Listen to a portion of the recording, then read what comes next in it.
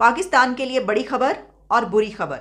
और खबर यह है कि World Bank delays loans worth 1.1 billion dollars to Pakistan. World Bank ने पाकिस्तान को 1.1 बिलियन डॉलर्स के जो कर्जे देने थे वो अब मौखर कर दिए। खत्म, bye bye, tata, goodbye, गया।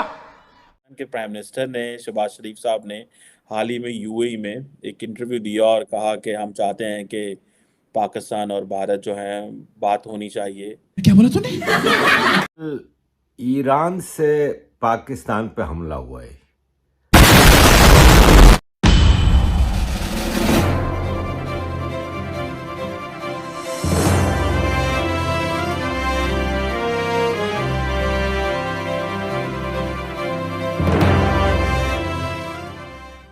के प्राइम मिनिस्टर ने शहबाज शरीफ साहब ने हाल ही में यूएई में एक इंटरव्यू दिया और कहा कि हम चाहते हैं कि पाकिस्तान और भारत जो है बात होनी चाहिए और डायलॉग होना चाहिए।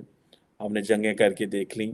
यही बात प्राइम मिनिस्टर मोदी ने की थी कुछ अर्सा पहले, कुछ साल पहले, बल्कि उन्होंने कहा आए गुर्बत से लड़ें, आए जहालत से लड़ें, आए इन चीज़ों से लड़ें और साउथ एशिया में अमन करें। Sir, how do you see, ये सब बातें तो कर रहे हैं लेकिन चीज़ें आगे क्यों नहीं जा रही? What is your take on that sir? मैंने कहा you are the best person may be to talk on this for me. नहीं, ये बेस्ट पर्सन तो आप हैं, पर ये आप बताइए कि जो पाकिस्तान के प्राइम मिनिस्टर कह रहे हैं वो चाह भी रहे हैं कि सिर्फ कह ही रहे हैं? Sir, obviously he is the prime minister, so whatever he is saying वो कह रहे हैं और वो अकेले क्या तो बात क्या नहीं कर रहे। क्या कहा है शहबाज शरीफ साहब ने? क्या कहा है बताइए। मैं बताऊं अपने जुबान में क्या कहा है उन्होंने? जी सर, जी सर। उन्होंने बहुत खूब कहा है कि देखिए, हम शांति चाहते हैं, सिंसियरली बात करना चाहते हैं, ठीक, कि हम पड़ोसी मुल्क हैं, ज्योग्राफी ने हमको इकट्ठा किया है, चाहे ना चाहे फिर भी हमको इकट्ठे रहना है, ठीक, कि हम न्यूक्लियर पावर्स हैं और हमने लड़ाई करके देख ली पर कोई फायदा नहीं है और अमन ही चाहिए। ठीक कहा है मैंने कि यही कहा है ना उन्होंने? Yes, obviously sir. अच्छा, उसके बाद उन्होंने कहा है कि देखिए, पर आपको बताएं मिस्टर इंडिया कि हम आप सिंसियरली बात करना चाहते हैं पर आप बुरे बहुत हो। आप कश्मीर में बड़ी खुराफात कर रहे हो, आप माइनॉरिटीज के साथ बड़े जुल्म कर रहे हो, आप बहुत बुरे आदमी हो, फिर भी हम आपसे बात करना चाहते हैं। हाँ, पर मैं आप पंजाबी में बोलता हूँ कि क्या, पर एक शर्त है जी छोटी जी, कि अपने जिस्म पे टोटा या कर दो पहला, ते तुसी अपना टोटा करोगे तो उसके बाद फिर तुहाडे नाल गल करांगे। तो माफ कीजिएगा, क्या हमने कहा था कि पाकिस्तान को कि साहब आप हम आपसे अब बात करना चाहते हैं? मुझे लगा कि पाकिस्तानी प्रधानमंत्री जी को जो प्राइम मिनिस्टर को शायद गलतफहमी हो गई कि हमने कहा था कि जी आप हमसे बात कीजिए। हमने तो नहीं कहा था। तो ये कौन सी ऑफर हुई, पीस ऑफर? ये भारत के लिए है ही नहीं। देखिए, ये बाहर बैठ के आप ये बातें कर रहे हैं, कंडीशनैलिटीज लगा रहे हैं, भारत को कह रहे हैं कि बुरा है, माइनॉरिटी से जुल्म कर रहा है, और फिर आप कह रहे हैं कि बात कीजिए। ये कहाँ की बात हुई? कोई क्या ऑफर हुई? ईरान से पाकिस्तान पे हमला हुआ है। अब कहने को तो ये कहा जा रहा है कि ये टेररिस्टों का हमला है जो ईरान से ऑपरेट कर रहे थे, लेकिन इतना सेंसिटिव बॉर्डर है पाकिस्तान ईरान का, उसमें से कैसे टेररिस्ट ईरान से ईरान की सरकार की मदद के बगैर अटैक कर सकते हैं। पहले मैं आपको आईएसपीआर की प्रेस रिलीज़ के बारे में बता दूं कि आईएसपीआर की प्रेस रिलीज़ में कहा गया है कि वेडनेसडे को पाकिस्तान में बलूचिस्तान के इलाके में पाकिस्तान आर्मी का एक सिक्योरिटी कन्वॉय जा रहा था, तो बॉर्डर का एरिया है चुकाब सेक्टर, डिस्ट्रिक्ट पंजगोर, बलूचिस्तान।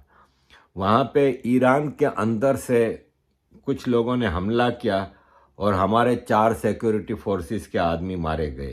पाकिस्तान के पास एक वक्त था कि हम बहुत अच्छी डील कर सकते थे इंडिया के साथ और बेहतर बार्गेन हो सकती थी। 2-3 उसकी रीजंस हैं।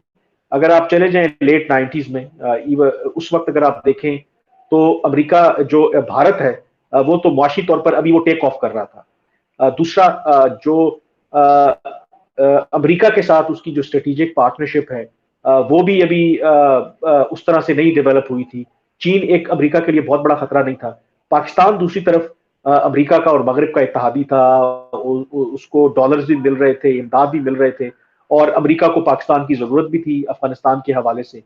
तो उस वक्त दो तीन ऐसे मौके आए, मसलन जो वाजपेयी साहब हैं, लाहौर यात्रा पर जब वो आए और बीजेपी का लीडर होने के नाते उन्होंने बाकायदा तौर पर इस बात का एतराफ किया कि कश्मीर का जो मसला है वो हल तलब है। फिर कारगिल हो गया, आपको पता है, और वो सारा जो इनिशिएटिव है वो जाया हो गया। इवन मुशर्रफ के आने के बाद अगर आपको पता है कि 2004 और 2007 से लेकर एक बहुत जबरदस्त पीस प्रोसेस चला, और उस पीस प्रोसेस में भी एक इतना प्रॉमिसिंग था कि इवन के कश्मीर पर वो नॉन पेपर्स जो हैं वो शेयर हुए।